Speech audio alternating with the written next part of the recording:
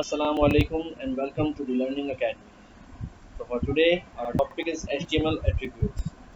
So before starting the topic, I want to give a small example of the attributes. Here you can see a small elephant. Its height is 60, width is 100, and the color is light brown. So if I increase its height to 200, its width to 400, and change the color to dark brown, so it will look like this. So what you learned with this example that the height, width and color is the attribute of this image. So here are some points. All HTML elements can have attributes. Attributes provide additional information about the element. Attributes are always specified in the start tag. Attributes usually come in name slash value pairs like name is equals to value. So here's the first attribute, the href attribute. The href attributes used in the A tag. The A tag defines a hyperlink. The href attribute specifies the URL of the page the link goes to. Here you can see the A tag, and in that A tag there is an attribute href, and in href we give the web page link where we wanted to go directly on just click. So here we write some content which will be clickable in your web page, and when you click this visit Hotmail, you will directly go to this website of hotmail.com.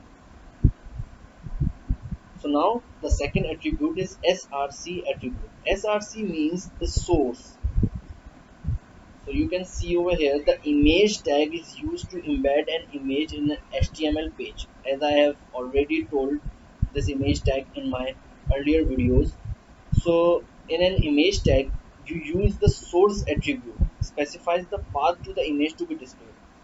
So as you can see over here, that I use an image tag, and in that image tag I use the src tag, src attribute. So what is the part of that this src? Src means that the image which you wanted to display on your web page, the image belongs to this path. You have inserted an image in a web page, but the image belongs to this path in the C, the training folder. In that training folder, this image is placed. So you can call this image from the attribute source to display it on your web page.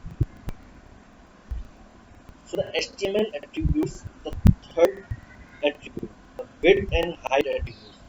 The image tag should also contain the width and height attributes, which specifies the width and height of the image in pixels.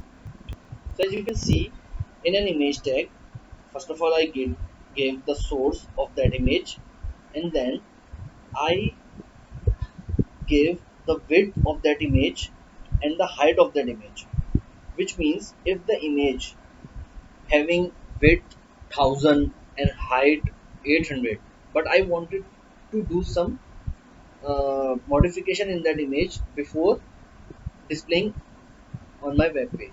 So I reduce its width to 500, and then I reduce its height to 600, because if you have a column in your web page where the width and height should be 500 and 600, so you can change it over here by using the width height attribute. So now the fourth attribute is alt. The required alt attribute for the image tag specifies an alternate text for an image. If the image for some reason cannot be displayed, this can be due to slow connection or an error in the source attribute, or if the user uses a screen reader. So what do you get by this? Like if your image is placed in your system and due to some reason you deleted that image by mistake, or uh, you changed the image name and you didn't change the image name over here in the source, so the image will not display, and it will directly show this, the alternate. It will not show any error, but it will show the alternate which you write over here, the bike. So now the style attribute. The style attribute is used to add styles in an element such as color, font, size, and many more. So you can see over here, I use the p tag. In the p tag, I use the attribute style. I wanted to give a color to the text. I give the color red, and I wrote some content in my p tag, in paragraph tag.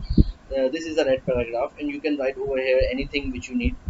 So the text color will be red, and it display on the web page in a red color. The lang attribute. You should always include the lang attribute inside the HTML tag to declare the language of the web page. This is meant to assist search engines and browsers.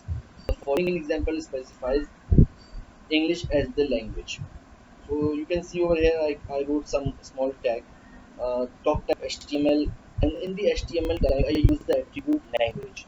The lang, the full, the short form of language. Language is equals to EN, which means the English language. I want to display the content of my web page in an English language. So I include an attribute of language to display in English.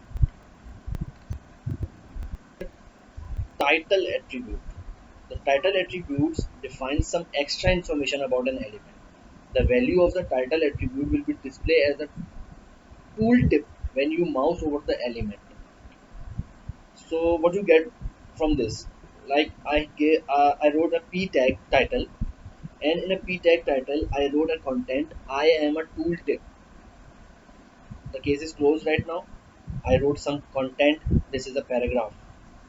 So when you display this content in your web page, and you will move your cursor towards this line, it will mouse over this paragraph. I am a tooltip. It will not return in this in the p tag content, but it will display when you go to this paragraph.